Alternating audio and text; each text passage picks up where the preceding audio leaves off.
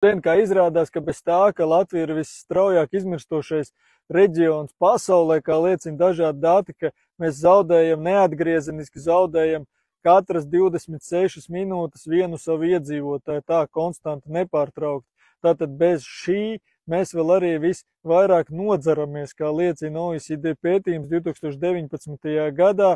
Latvija ir stabili pirmajā vietā pēc alkohola patēriņa starp šīm te 38 OECD valstīm. OECD ir 38 attīstītāko pasaules valstu apvienība. Kā mēs tur šobrīd iedaramies, tas ir diskutabli, bet kaut kādā veidā 2016. gadā mēs tur esam iekļuvuši. Tātad šajā te valstu grupā, 38 valstu grupā, mēs esam stabili pirmajā vietā 2019. gadā. Jā, un arī Krievija ir šo te valstu sarakstā, un vairāk mēs dzeram nekā Krievijā. Šeit var redzēt, diezgan pat krietni vairāk, tur gandrīz vai pat 30% sanāk.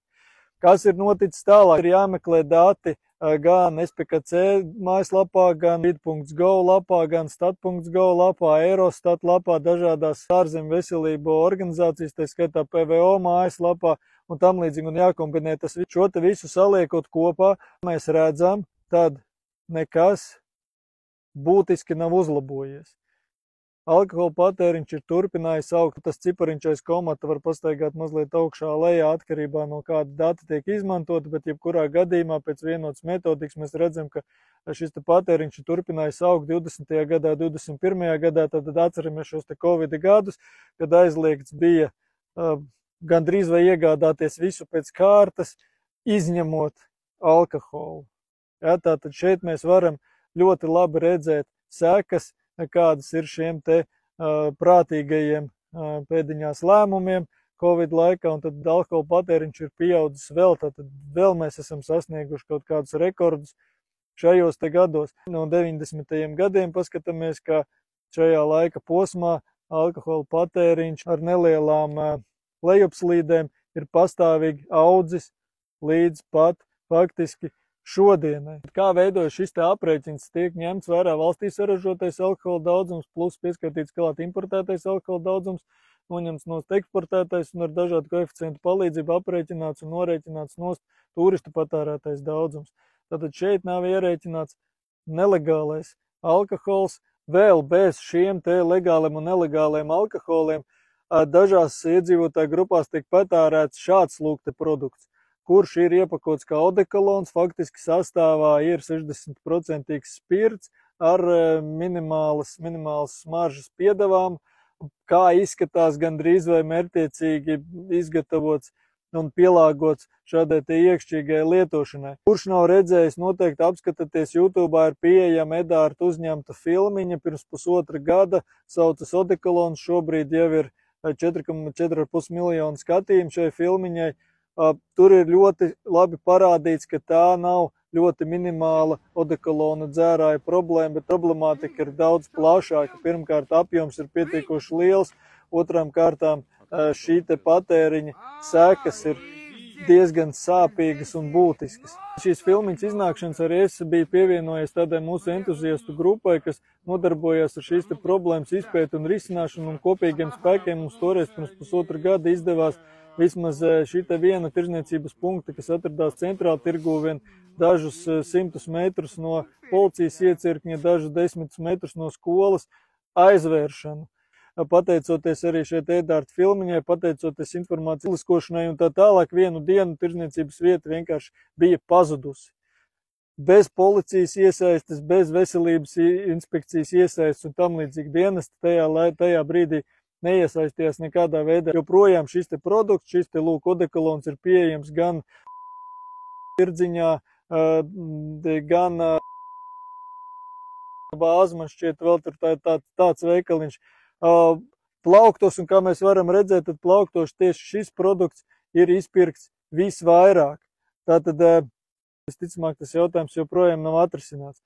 Ar ko mums vispār nodarbojas veselības ministrija šajā te alkohola apkarošanas sakarā? Ja veselības ministrija šī gada 17. martā ir paziņojusi par savu darbību faktiski sekojošo, ka viņi ir beidzot ķērušies lietai pamatīgi klāt, un viņi ir izdarījuši to, ka viņi ir pasūtījuši pētījumu. Tātad ir pasūtīts pētījums.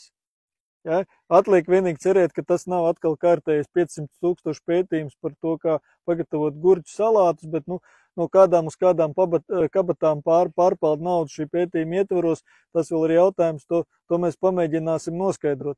Un kā šī pētījuma rezultātus iespējamos tiek minēti, ka uz alkohola iespējams tiks izvietoti brīdinājumi, ka alkohols ir kaitīgs. Šāds ir plāns mūsu veselības ministrijai, kā mums ierobežot šo te alkohola rekordlielo patēriņu valstī. Vēl vairāk, tagad paskatīsimies, mazliet paceļosim laikā atpakaļ. Tātad šis pasūtītais pētījums, kāda darba rezultāts tas ir. Skatāmies, 2020.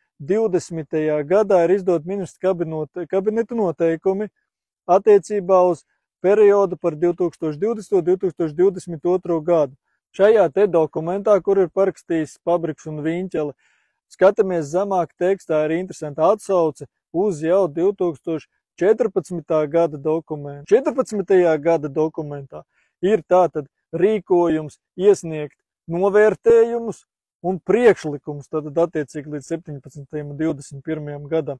Bet tālāk mums seko atsauces vēl uz senākiem dokumentiem, kas tie tādi, un izrādās, ka jau 2011. gadā ir tieši tāds pats dokuments ar tādām pašām faktiski pilnīgi copy-paste, varat paskatīties paši vārds vārdā tekstiņiem, kuru parakstījis ir vēl tā laika tātad parakstītājs Dombrovskis. Tad faktiski sanāk tā, ka no 2011. gada Veselības ministrija muļā šo te 12 gados mēs esam nonākuši līdz kam? Līdz tam, ka ir pasūtīts pētījums. Tikmēr ir noticis kopš 2011. gada visu šo 12 gadu laikā. Tad paskatāmies, alkohola patēriņš kopš 2011. gada atsevišķi visu laiku iet uz augšu. Rekordisti esam, pieliekam klāt mirstības grafiku. Redziet, cik interesanta korelācija sanāk ļoti līdzīgi, iet tā tabuliņa. Mirstība milzīga, lielāka kāda jebkad ir bijusi. Pašnāvību skaits. Otrā vietā Eiropā esam pēc pašnāvību skaita. Vēža slimnieku skaits iet tikai uz augšu. Kādas negatīvās sekas varētu būt alkoholam? Tātad šīs te pašas asinsrites slimības, pašnāvību skaits, lielāka mirstība un tā tālāk. Kā arī vardarbība. Savukārt vardarbību mums šobrīd cenšas risināt nevis ar alkohola ierobežošanu steidzamu, kas būtu nepieciešams, bet vardarbību mums cenšas risināt ar Stambulas konvencijas ieviešanu pēc iespējas ātrāk. Par to arī nākošajos video piesakojieties.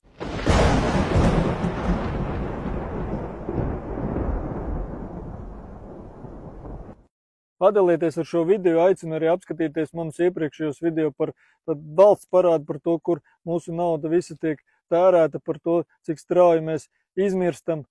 Piesakojieties un tiekamies atkal. Atā!